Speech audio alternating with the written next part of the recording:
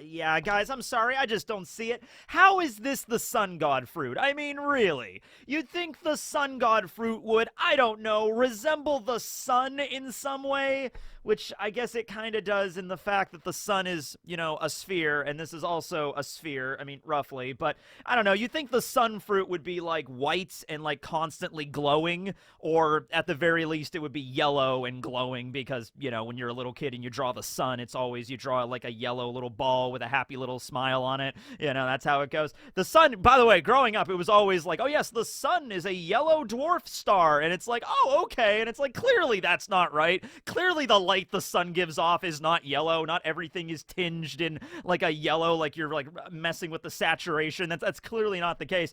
But I digress. I don't know how you would assume that this was the sun god fruit just by looking at it. And in fact, you know, there's a lot of devil fruits that just by looking at them, you have no idea what powers you're going to get. Imagine devil fruits existed in our world for a moment and you see this thing, right? You would instantly assume that this gives you the power of, I don't know, purple slime, you know, Nickelodeon gack, maybe that stuff that, what was it? Floam. Remember Floam? Anybody remember Floam? I would eat a devil fruit power. I would be okay with not being able to swim if I had complete ability to turn myself into Floam. That stuff was incredible, all right? But anyway, we need a devil fruit that, you know, just tells you right away, just, you know, is what it is on the label as advertised, okay?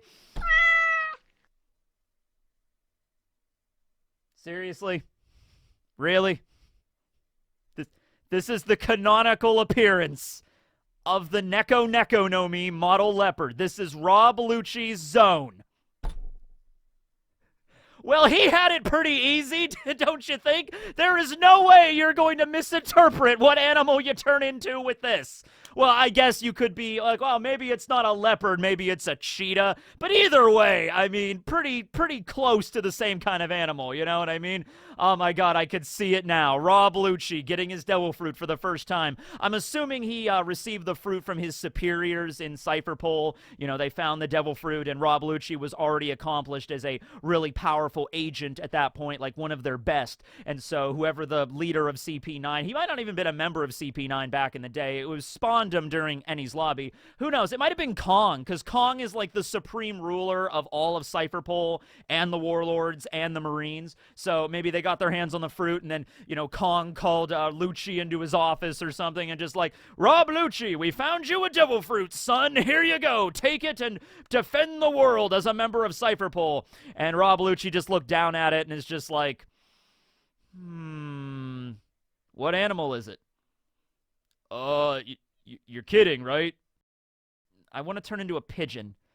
Well, let's think about this really quickly. Oh my god, this kid really is our best and brightest. It's a spotted fruit that has feline-esque ears coming out of it. Yep. So what animal do you think it is? I'm gonna be a pigeon. Yeah, I mean, really, so it's pretty obvious. In fact, this is one of the ones, like, I'm not even going to say other zones are all very obvious, because when it came to, like, Dalton's zone, for instance, it was very clearly, like, a bison. It had the horn sticking up out of it. But then you look at Chopper's, which is the human fruit, and it's shaped like a mushroom, so you just don't know what you're going to get, okay? Also, I mean, I guess you could say that, like, Oda didn't plan on devil fruits, you know, having these very unique designs at the very beginning of the story. And in many cases, you didn't even see the designs of devil fruits until much later in the story, and then eventually when the One Piece magazine was being released. But it does kind of fit, because, like, when you look at Chopper's, that was designed much later, you know, Oda did not make it overly obvious this is a human fruit, okay? It's shaped like a mushroom, which actually ties more into Chopper's backstory, you know, and then you have Robin's, which is shaped like a flower, but it doesn't give you the actual ability to manipulate nature or actual, like, you know, plant life or anything. It just gives you the ability to sprout your limbs like flowers, okay? So it really is kind of a toss-up when it comes to devil fruits. And hey, look at, even look at the devil fruit of Kaku during Ennie's lobby. When Kaku got his fruit that turned him into a giraffe, it was a banana, which you'd think if there was any zone that would turn you into an animal that would be shaped like a banana, banana, you would think it would be like the monkey zone or like the gorilla zone or something. But no, he eats it and he turns into a giraffe. So it's just a potluck. You just don't know what you're going to get, okay? But anyway, yes, in the last One Piece edition of the magazine, we got the reveal of the Love fruit, Boa Hancock's fruit, which is shaped like cherries. And then we also have Lucci's fruit, which is shaped like the head of a leopard. So there you go. Pretty obvious, okay? So let's start this off with some leopard facts. Why not? Lucci would be, relevant with a lot of this stuff. He could probably do the same things that all of a leopard can do, if not better, because he's Rob Lucci. So first and foremost, did you know the names of the spots that are on leopards, and I guess other spotted felines as well? Those actually have a name, and they're called rosettes. So if you see a leopard, which, if you do see a leopard, watch out. I mean, there's danger leopard, and it's like, oh, look at the little leopard cubs. They're so adorable. Oh my God, it's gonna kill me. Oh, look at him yawning. Oh my God. You got to watch out for the leopards. But if you do see the leopard and you got those little black spots on the back of the leopard's fur and all that kind of stuff, those are called rosettes. So there's that. They mostly live in Africa, Northeast Asia, India, China. Very solitary. They basically mark their territory, like cats do and everything. And then they kind of cross those territory borders only to mate. They'll raise their young for about, maybe 2 years, and then they'll, separate and go off on their own there. So it's a very solitary cats. They can run up to speeds, and I even addressed this before when Lucci was about to fight against Luffy again for the rematch. Leopards are capable of running up to top speeds of 58 kilometers per hour or around 36 miles per hour. Now, obviously, they cannot maintain that speed for a consistent amount of time because they, tire very quickly. Although in the case with Lucci, I would say that he could obviously run much faster than that. In fact, if you're not going to say a straight-up brawl between Luffy and Lucci, but if you're going to put Luffy and Lucci in a foot race, and Lucci goes into his full leopard form, his full leopard awakened form, which I guess, wait a second. Okay, whoa. I have a serious question here. Okay, if you have awakened your zone, do you still have the ability to go into all 3 stages? So in the case with Lucci, we saw him go into his awakened leopard form, but that awakened form was more like his hybrid. So is the only way that he can be awakened is if he's in that hybrid form. Like, Lucci could not go into his full leopard form and then awaken that to stronger, capabilities and stuff, like with the flowing hair, flame thing. It has to be the form we saw at Egghead. It has to be that hybrid form. That is the only form that is considered awakened, okay? He can't translate that to anything else. I'm assuming that's how it works, but I don't know. But anyway, yeah, full leopard form Lucci in a foot race with Luffy.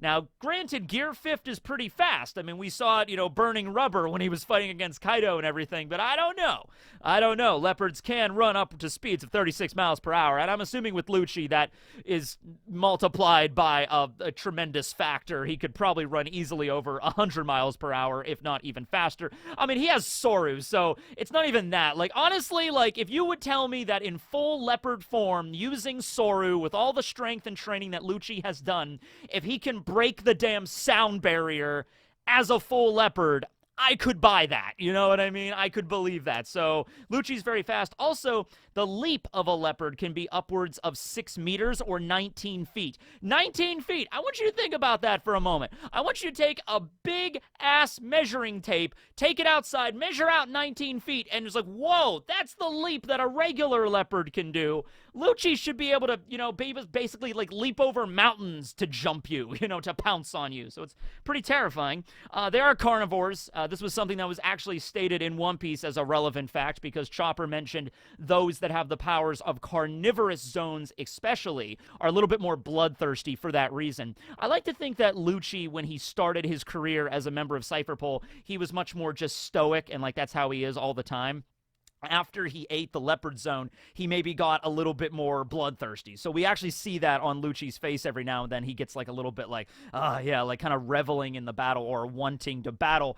And it seems a little bit beyond just being an assassin. It's like he has this very strict training as an assassin, weight, bide your time and then attack, which also is fitting with the way that a leopard will pounce on its prey. You know, it will stalk it in the grass or whatever for a while and wait for its moment to strike and then attack, which is very much like assassins and mercenaries in Cypherpole.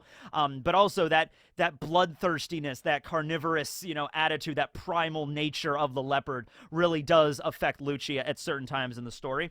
They're great climbers. In fact, a lot of times, I even saw a video of this, a leopard will actually kill something, and then like an antelope or something, and then literally drag this antelope into a tree. And the reason they do that is so other scavengers can't attack them, you know, either attacking them while they're, you know, eating, or it will steal their prey, you know, so just like run into a tree and just eat the antelope whole in the damn tree.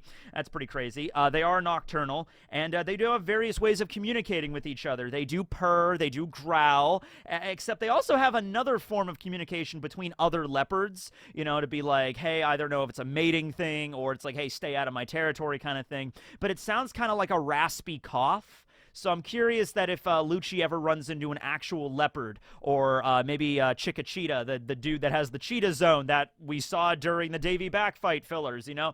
If he runs into another large cat, I wonder if Lucci will begin to make this like raspy kind of like coughing sound, and they're like, hey, this is my territory, you get away. I don't know. So yeah, those are some random leopard facts. Lucci, that applies to him as well. You know, that's just how they goes. He lives a very solitary life. Poor Lucci. Okay. Nothing in there about befriending pigeons, but who knows? Somewhere out there in the wild, somewhere in sub-Saharan Africa, there's got to be a picture of a leopard hanging out with some kind of bird, and I hope that does exist somewhere, so then Rob Lucci and Hattori can have their friendship in the real world. Okay, anyway. So, yeah, like with a lot of zones, I mean, what can I really say? I mean, honestly, just going over everything, like, everyone knows what a leopard is. You know, if you want to go check out the Wikipedia, go ahead. That's where I got most of this stuff, or I don't know if you still subscribe to zoo books, check those out, but you can look up to see what a leopard does. Large cats, you got the claws, you got the fangs, you got the carnivorous nature. However, now Lucci has the awakening form, and his awakening really did properly explain exactly how awakenings work in regular zones. He's a carnivorous zone, but he still is not an ancient leopard. He's not a mythical leopard. He's not some other kind of combination or anything. He's just a regular leopard. And Kaku is just a regular giraffe. And yet, when they went into their awakenings, they had a very similar design to the Neo statue, or the steam ribbon that Luffy obtained while he was in Gear 4th.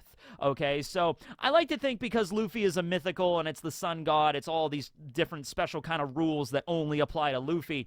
But in the case with going into his Gear 4th, that was basically the same thing as like Lucci or Kaku. They can go into their version of Gear 4th, but they just can't go beyond that. That is the strongest form they could possibly achieve.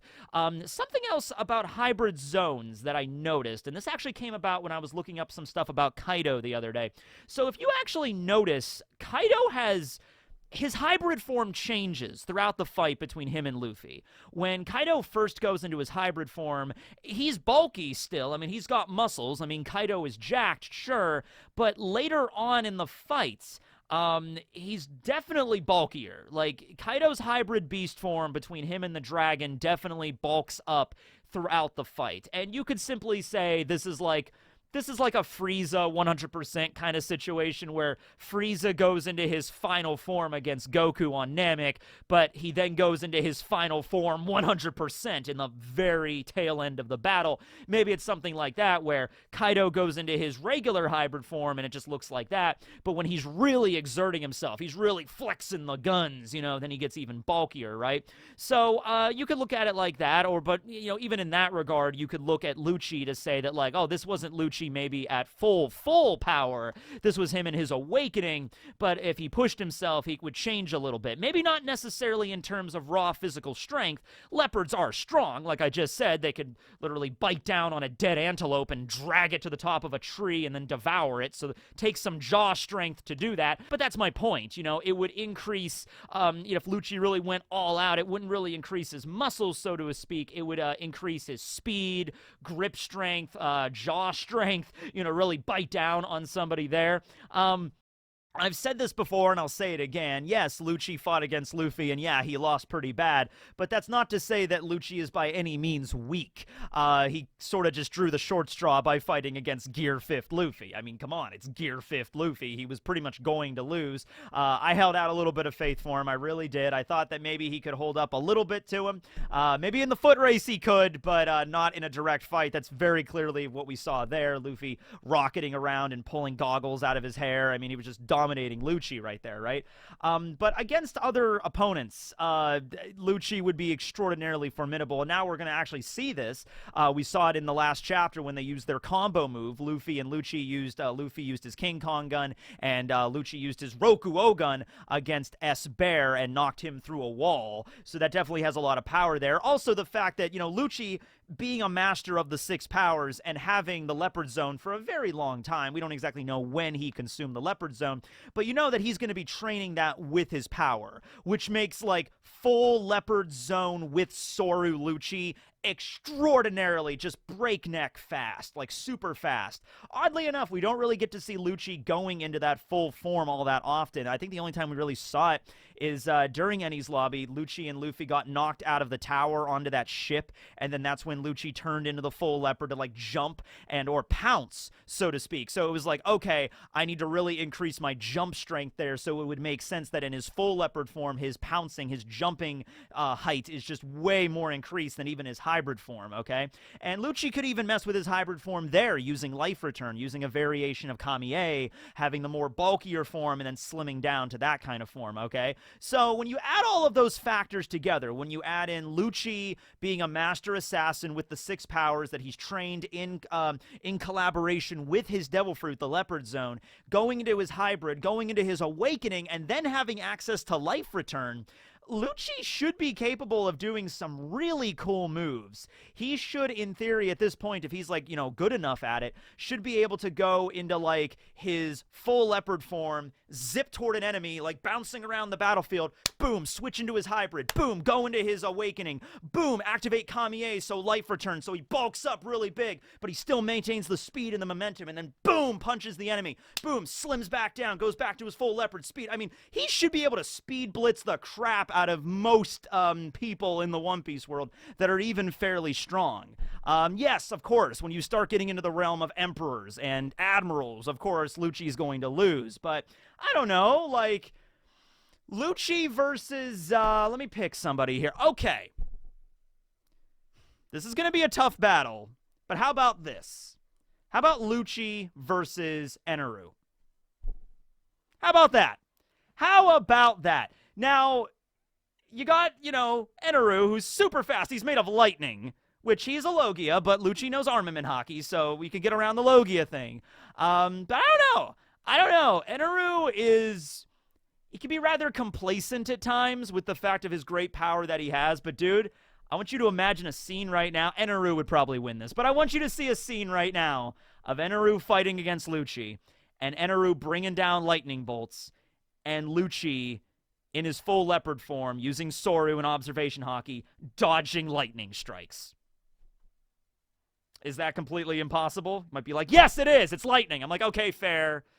But is it possible in anime logic? That would be a cool scene, because Enel really hasn't trained at all. He just kind of brings down the lightning bolt, and that usually finishes off people in one strike. I mean, who cares? But I don't know, man. Rob Lucci, I mean, yeah, he's got the mantra. He's got observation. But I feel like Lucci's would be more trained in battle for that regard. I don't know. I kind of just want to see Lucci jumping around dodging lightning bolts right now. I think that'd be really cool. And then he just mauls Eneru's throat and just rips out, and just like, boop, there you go. All right, so how about that? How about that? Not really that long of a video, honestly. I just kind of wanted to talk about this because it's such an interesting design for a Devil Fruit. Such an on-the-nose kind of design. I don't know if I'm going to go back and discuss, because I already did a video about Boa Hancock's fruit, the Love fruit, a while ago. So I don't know. Whenever we get a new design for the Devil Fruits in the magazine, if it's one that I've already discussed before, I'll usually just go back and change out the thumbnail. Like when we found out Crocodiles, what the Suna no Mi looked like, I went back and changed that out for the Suna no Mi me video, so I might just do that with boas, but I don't know. Anyway, I just wanted to talk about that. Probably not a lot to go off of here. More of just like a fun, you know, not really all that important video, so you could skip this one really. But moving on to snake facts. Yeah, I wonder what the snake fruits looked like that Boa's sisters ate, Marigold and Sandersonia. Wonder if they were just like a giant like gummy snake that they had to eat. I wonder, the Rhino Zoan. I bet the Rhino Zoan is like the Rhino Zoan that Mino Rhinoceros ate during Impel Down. Probably just a zone that has like 2 giant rhino horns sticking out of it. And yet, this is the sun god fruit. Yeah. Okay, whatever. Anyway, snake facts. Today on Snake Facts, this is a good one. We're actually going to be talking about the Gaboon Viper, all right? Now, this is a really interesting snake. So, last night, I was just scrolling through Facebook, and there's a Facebook page. I don't even follow them. It was more of just like a recommendation or somebody shared it, called Wild Charles. Facebook page, so go check it out. And it's a guy in Africa, and he was showcasing the Gaboon Viper, which is this viper that is incredibly good at camouflage. You can see the design on this viper's back, and now look at it in the leaves on the forest floor in like sub-Saharan Africa in the rainforest. You could see how it perfectly blends in with these dead leaves on the ground. It can kind of flatten out its head. It has these stripes running along the side. You could see how this thing could be like an ambush predator big time, okay? And so the entire video, by the way, this Charles guy is like behind the snake, and the cameraman's in front of the snake, like getting the face, and Charles is behind it, and he keeps going on about how like this is one of the fastest striking snakes in the world. And I'm like, geez, I wouldn't happy to be that cameraman right now. Like, can you imagine being the cameraman, and there's this big snake like right in front of you? It's like, cameraman is here, snake is like right here, and you're like, okay. It's like, this is the fastest striking snake in the world. It could happen like that. You'd be like, okay, Charles, it's all right, man. And then he's behind it, and he's like, now this snake could even strike from behind me. And it's like, okay, be careful. You know, it's like, damn. Anyway, it was a really cool snake. Also, its fangs are, I think, the longest out of any viper species. Like over 2 inches long are these like giant fangs that, look at the skeleton of this thing. Kind of looks like a naga from D&D, if you're familiar with the monster. But yeah, look at the size of the fangs on this thing. Like they retract and go all the way back. Like, oh my God, that thing would like pierce probably through your whole arm if it bites you. Ugh. Okay, but anyway, cool snake, though. Cool snake for Snake Facts, if anything. So go check out the Wild Charles Facebook page. Anyway, thanks for watching, everybody. Teching, signing out. Later.